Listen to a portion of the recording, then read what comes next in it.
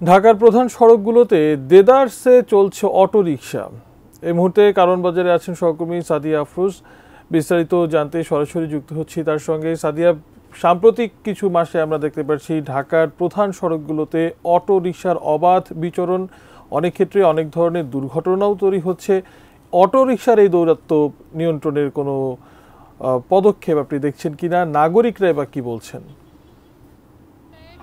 আপনাকে জানাই যে রাজধানীতে যে অটোরিকশা দেদারসে চলছে সেটি নিয়ে আমরা আজকে কথা বলছি এবং আজকে আমরা দেখতে পাচ্ছি যে রাজধানীর বিভিন্ন প্রধান সড়কগুলোতে বিশেষ করে অটোরিকশা বা ইঞ্জিন চালিত রিকশা কিংবা ব্যাটারি চালিত রিকশা, এই রিকশাগুলোর প্রাধান্য অনেক বেশি। অর্থাৎ এই রিকশাগুলো দেদারসে চলাচল করছে, যদিও যে সিগন্যালগুলো রয়েছে সেই সিগন্যালগুলোতে ট্রাফিক পুলিশকে আমরা দেখছি যে সেই রিকশাগুলোকে আটকে রাখছে, কিংবা সবাইকে আসলে ধরার সুযোগ নেই, কারণ এত ব্যস্ত সড়কে সব ধরনের এই অটোরিকশাগুলোকে আটকে রাখার কিংবা শাস্তিমূলক ব্যবস্থা নেওয়ার সুযোগটি তাদের হাতে নেই, যেহেতু সড়কগুলো খুবই ব্যস্ত সে কারণে।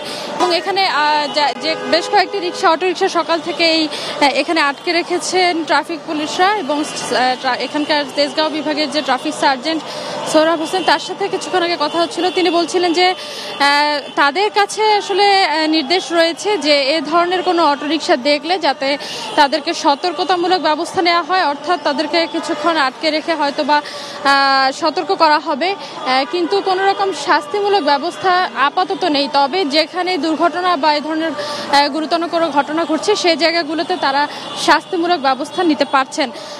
তবে এই ধরনের অটোরিকশা বা ইঞ্জিন চালিত রিকশা রাজধানীতে আর চলবে কিনা, এ ধরনের সরকারের কাছ থেকে কোনো সুনির্দিষ্ট নির্দেশ এখন পর্যন্ত না আসার কারণে এই রিকশাগুলো দেদারসে সব ধরনের সড়কে চলতে পারছে। তবে এইখানকার যিনি ট্রাফিক সার্জেন্ট তিনি বলছেন যে এর ধরনের কোনো নির্দেশনা বা কোনো আদেশ যদি আসতো তাহলে তারা আসলে কাজ করতে তাদের জন্য সুবিধা হতো।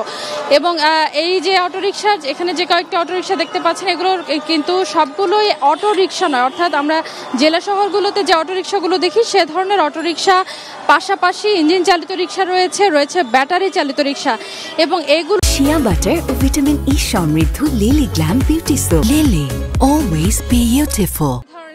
রিকশার চলাচলের কোনো অনুমোদন দেন না বা কখনোই দেননি, সে কারণে তাদের পক্ষ থেকে এই মুহূর্তে আসলে সে ধরনের নির্দেশনা আশা করা হচ্ছে না।